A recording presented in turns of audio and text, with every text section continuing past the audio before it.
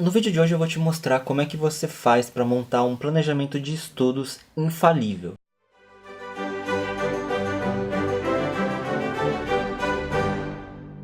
Oi, meu nome é Lucas do blog Construindo Inteligência e hoje eu vou estar falando para vocês sobre como que vocês podem, passo a passo, montar um planejamento de estudo que vocês consigam cumprir. Porque muita gente monta um planejamento de estudo que não consegue cumprir. Aí coloca lá 5 horas de estudo por dia, divide as matérias, mas na hora que ela vai estudar, ela estuda de fato 2 horas.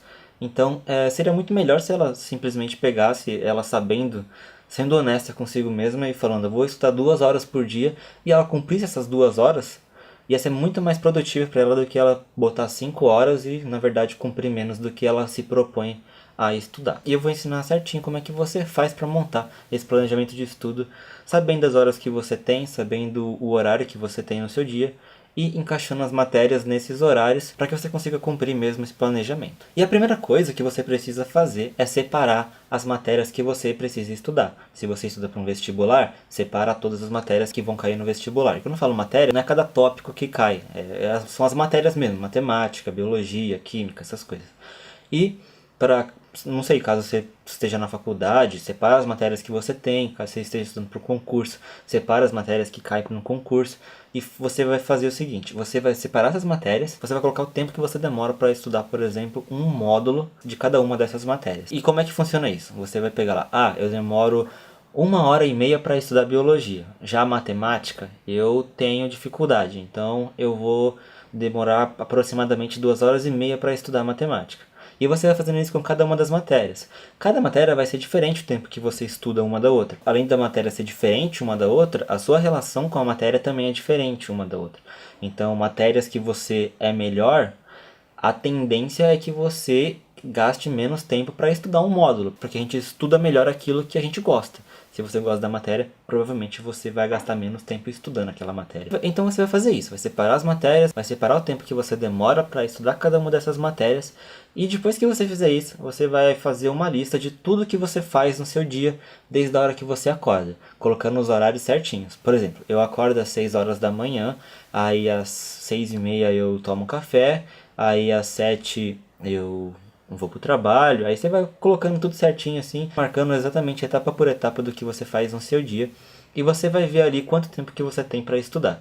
E não somente quanto tempo você tem para estudar, mas quanto tempo você vai estudar de fato. Porque às vezes você tem 4, 5 horas para estudar num dia, mas você acaba estudando de verdade 2, 3. Porque o que acontece? Você aqui vai ter que fazer uma diferença entre a hora de estudo bruta e a hora de estudo líquida. Ou seja, a hora de estudo bruta é a hora de estudo que você se propõe ali a estudar. É a hora que você separa para estudar. A hora de estudo líquida é o tempo que você de fato gasta para estudar. Então, por exemplo, você se propõe ali a estudar 5 horas por dia. Mas na verdade você estuda 4, porque você no meio do estudo faz pausas, você vai comer um lanche, você vai tomar um café. Somando todas essas interrupções que tem no seu estudo, você acaba estudando menos do que você se propôs. Então você tem que ver exatamente o tempo de estudo que você está estudando de fato, o seu tempo de estudo líquido, para que você consiga fazer um bom planejamento. Fazendo isso, você vai começar a encaixar as matérias na sua hora de estudo líquida. E como é que você vai fazer isso exatamente? Vamos supor que você tem 4 horas de estudo líquido por dia. Você vai pegar as matérias, por exemplo, biologia, que você gasta 1 hora e meia, e matemática, que você gasta 2 horas e meia. Como é que vai funcionar? Você vai colocar essas duas matérias no mesmo dia, porque elas dão 4 horas certinho. E você vai fazendo isso com todas as matérias.